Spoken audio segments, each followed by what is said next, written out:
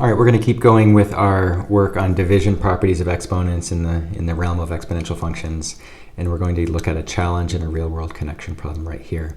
I encourage you to pause the video, try these on your own, and then check back in, follow along, see how you did. So for this first one, we have a whole bunch of stuff with a -1 exponent, and we can check to make sure there's no addition or subtraction happening inside the brackets, and there's not. And that allows us to just get rid of the -1 exponent by flipping this fraction upside down. We'll invert the fraction. So that's a nice, easy first step to make a little bit of progress. And I'm going to, at the same time, write out what this means. X to this 3/2 quantity squared is going to be x to the 3/2 times 3/2. There's a rule we'll get to in another couple of videos about what we can do with a power to a power. But for now, I'm going to assume you don't know that rule, and we can write it out as a squared. And I think you can see, x to the -2/3. But now for the denominator, we can just add those powers together. That's our multiplication of exponents rule, multiplication of powers rule. So this turns into x 3/2 plus 3/2 is just 3. Okay. Now what we can do, let's deal with this negative exponent. We're going to bring some stuff down. And we have x cubed times x to the 2/3.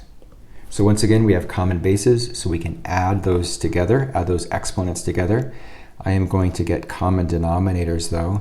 3 is the same as 9/3, and 2/3 is obviously 2/3. So now we have common denominators in our fractions, and we can add them together. We get x to the 11/3. So that would be a good final answer right there. And then this real-world connection problem, let's see, the speed of light is 3 times 10 to the 8th meters per second. And if the sun is 1.5 times 10 to the 11th meters from Earth, how many seconds does it take light to reach the Earth? Okay, so these are real-world numbers, and I know it's just a rule of thumb from somewhere. I heard that it takes 8 minutes for sunlight to reach the Earth, so that is about 480 seconds. So let's see if we get that as an answer. Let's see if we get that as a check. Okay, this is a little bit tricky. You have to think about, are you dividing, are you multiplying? If you're dividing, which order do you divide? And whenever I'm dealing with something that involves distance and speed and time, I just remember this formula. Distance equals rate times time. And then I can kind of rearrange the formula however I want. So I'm looking for how many seconds does it take light to reach the Earth. So I'm looking for time. So let's isolate for time, and we get time is distance over rate. So let's go ahead and do that division. So here we have our time is going to equal the distance, 1.5 times 10 to the 11th, divided by our rate, which is 3 times 10 to the 8th.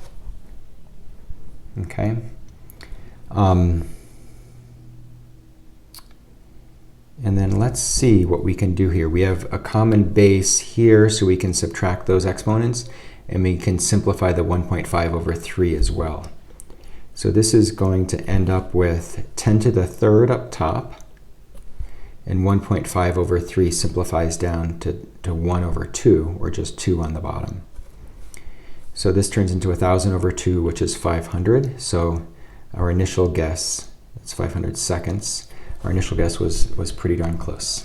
Okay, so we're about 20 seconds over. So about 8 minutes and 20 seconds is how long ago the light hitting you right now from the sun actually left the sun. Okay, that's a good place to stop.